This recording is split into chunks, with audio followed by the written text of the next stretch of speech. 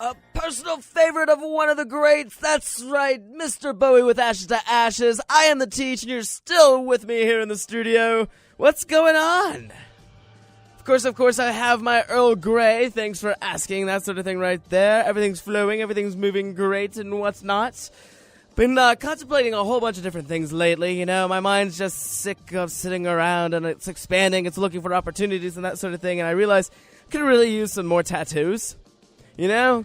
And I know that's one of those things that people are like, whoa, hey, you know, tattoos. I know, like, my mom in particular, she's like, oh my god, I can't believe you got a tattoo. You look like a convict.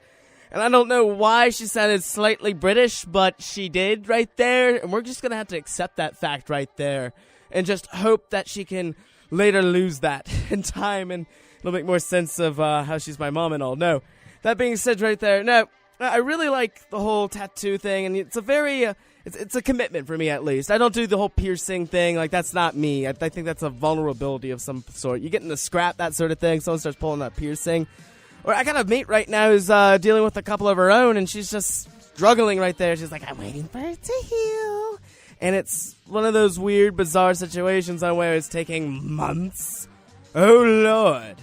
And that being the case right there, it's like, all right, well, that's definitely something I don't want to do. But tattoos, it takes like, what, a week or two to heal, that sort of sense. And so I'm thinking I got a little bit of money saved up. I should really buy some more CDs, but I got a little bit saved up. I'm thinking tattoo would be a nice way to commemorate the finishing up of the year. I don't know.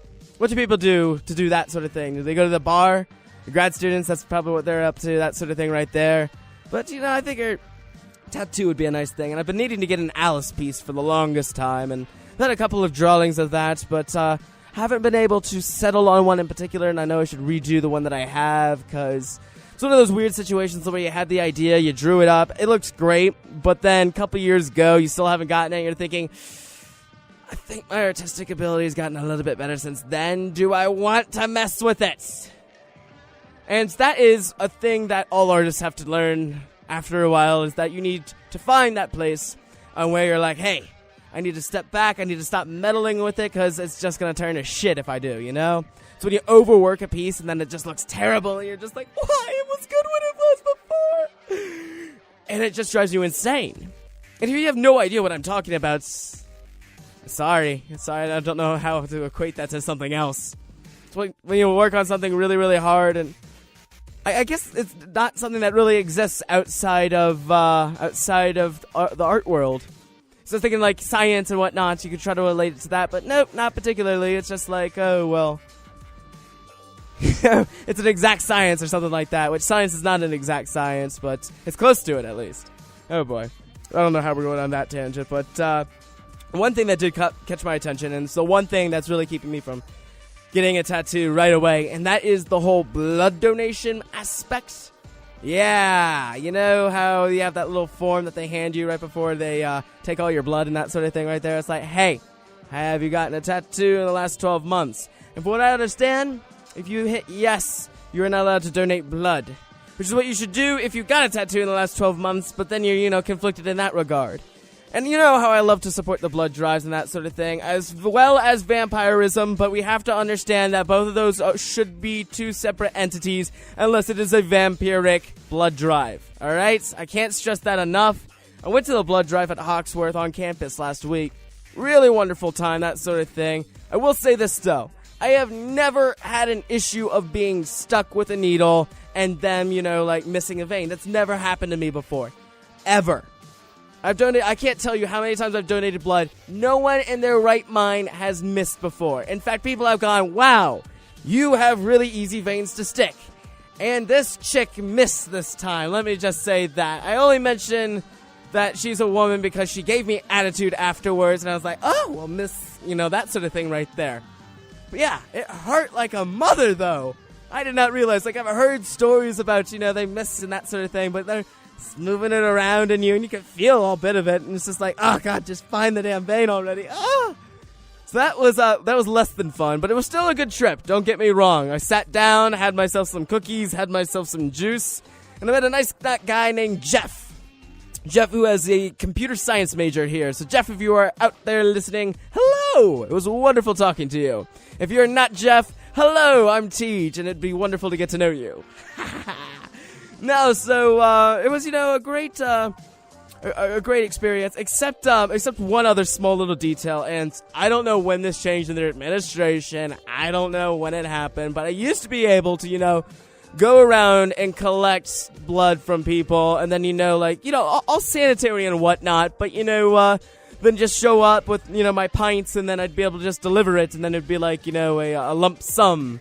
And you usually got like a couple t-shirts out of that, but apparently that's not okay anymore, and it had to do with the fact that there were some vampires trying to get in on the act and that sort of thing, and I'm really not crazy about the amount of prejudice that goes on in these kind of events right here. If you're a human, if you're a vampire, if you're whatever I am, it shouldn't matter, right?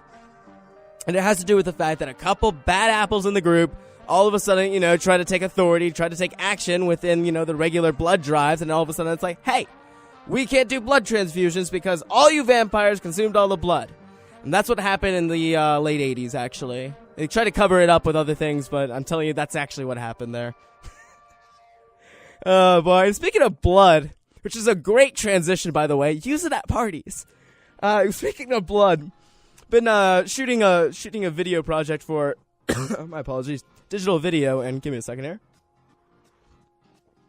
So much better. Tea. No, been shooting this new video project and all that bit, and it's been a lot of fun, but it has made me go back and try to reassess my Gore effect techniques, that sort of thing right there, which is something that they do not teach you particularly here in the CCM, well, at least not in the E-Media department. You have to go to the drama department probably for that stuff, and it's really, really cool. And I know that for a fact because I saw Living Dead in Denmark about 2 years ago, and it was friggin' awesome. Really, really good Gore effects. Thing of the matter is, I had to go and make a whole bunch of fake blood, that sort of thing right there, which is a whole bunch of, funness right there. But there's, like, the fake blood that you can make, and then there's, the fake blood that you buy typically. And it's not to say that you couldn't make that, but there's definitely a difference between what I do and that stuff. And so I usually like to combine the two because it gives you a good zest. At the same time, it gives you the right color and consistency. It's a science. It's a science, and, there are some of us who take with great pride that we can replicate blood in such a way. No, and so it's actually, depending on what kind of shot you want to get, depending on what you're looking for, that's going to determine what kind of blood that you synthesize right there. But I figured, it'd be nice to teach people out there, if you're curious at all, it's a really, really easy way to make some edible fake blood. Hold on here. Terry has informed me that I need to inform everyone out there that using fake blood in the usage of vandalism is a crime if it is reported and should not be advised to be doing in public in any way, shape, or form. Although it's hilarious. Okay, that past part was mine, actually. No. Had a bit of a thing right there where we were smearing it on some windows. It was hilarious. But get this. If you need some fake blood and you don't have, the Halloween store isn't, around, that sort of thing, like if it's January. Shout out to anyone who understands what that reference is about.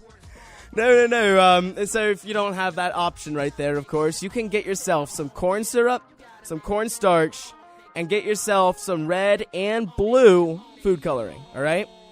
Now, cornstarch is, just regular-ass cornstarch, but the corn syrup, if you have the opportunity, I would get light and dark and use a little bit of both to get that right consistency right there, because right now I just got light and it's a little too transparent, and so that's why I'm saying you want to balance the two right there. But here's what you do is you mix all your ingredients together, though.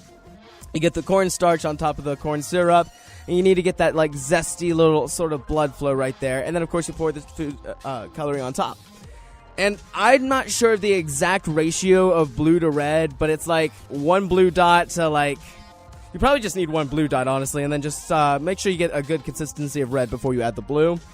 And it should be a murky, gross, kind of goopy, almost looks like a fruit roll-up a little bit. It depends on how thick you are running it and that sort of bit right there. The thicker it is, the more cornstarch you use, obviously. If you want it a little bit thinner, you might want to try cutting it with a little bit of water.